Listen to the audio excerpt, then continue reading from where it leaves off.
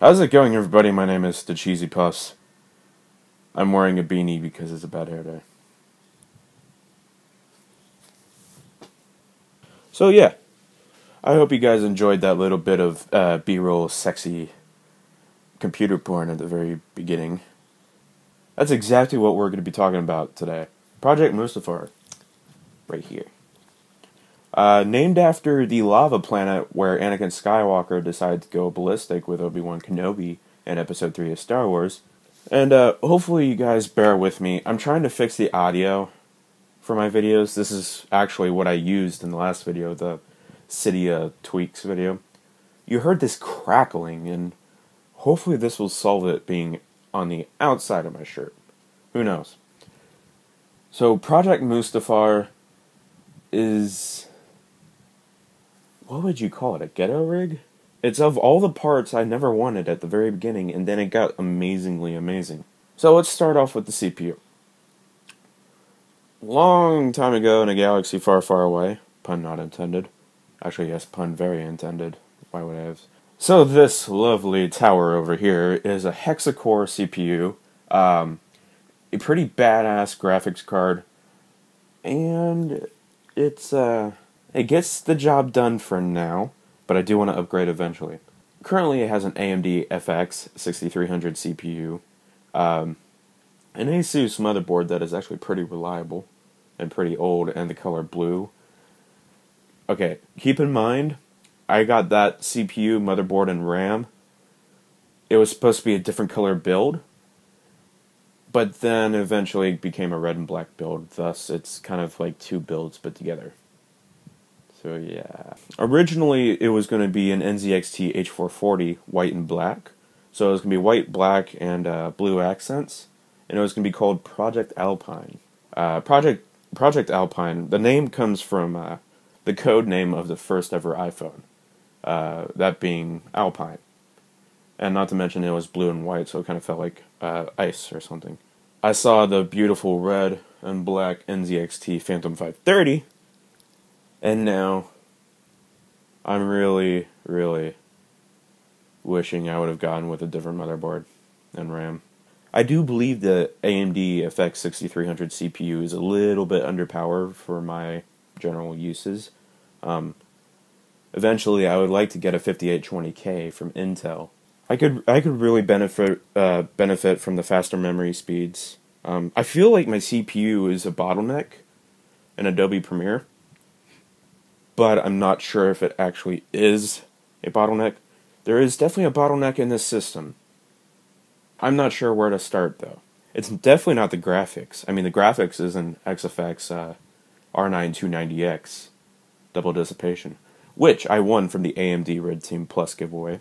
I want to say a special thank you to everybody on that team. I will have a review for the R9 290X coming out eventually. It's just a matter of time, and I have a whole list of things to do. For storage on this PC, we have a 128GB SSD, or is it 120? Either way, it's too small. 120 to 28 gig, I'm not sure, SSD from Silicon Power. And for mass storage, I have a 2TB, not Seagate, Toshiba hard drive. Yeah. Inside this NZXT Phantom 530, we have an RGB light thing from NZXT. It's called the NZXT Hue. It's not the Hue Plus. It is the old-fashioned Hue. I love it.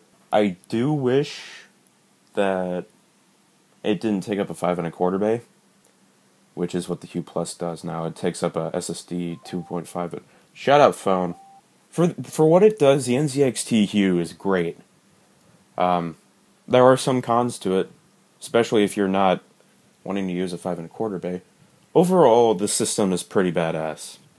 I do want to switch out the motherboard, and the CPU, and the RAM, and hopefully I'll get better performance in Adobe Premiere, and hopefully better performance everywhere else. I do a lot of CPU-intensive tasks outside of gaming. If it's not gaming, it's CPU-intensive. I also do want to get some cable extensions. Having those mustard and ketchup little cables coming off the 20-pin connector, or the 24-pin. I do want to do custom water cooling. I just don't know where to put the reservoirs.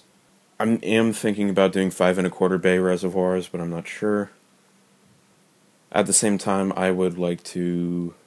There's challenges in this PC case for custom water cooling. It's not made for custom water cooling.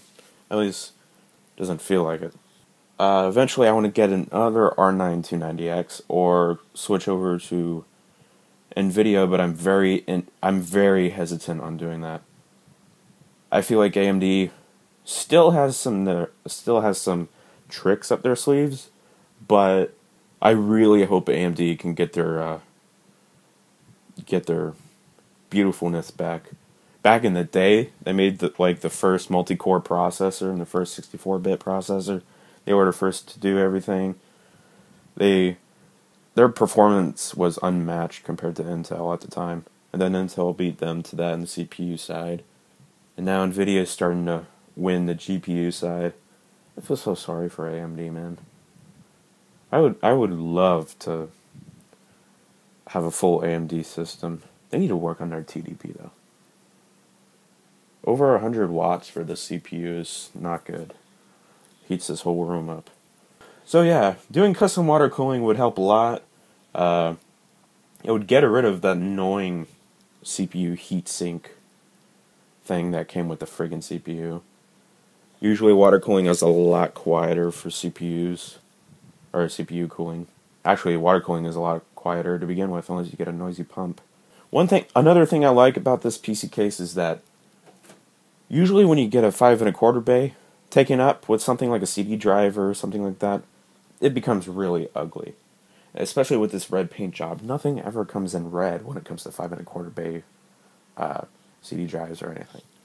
That's why I like this little door here. It makes it look elegant, and I can have anything I want.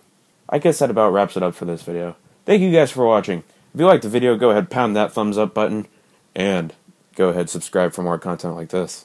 I shall see you in the next one. Bye-bye!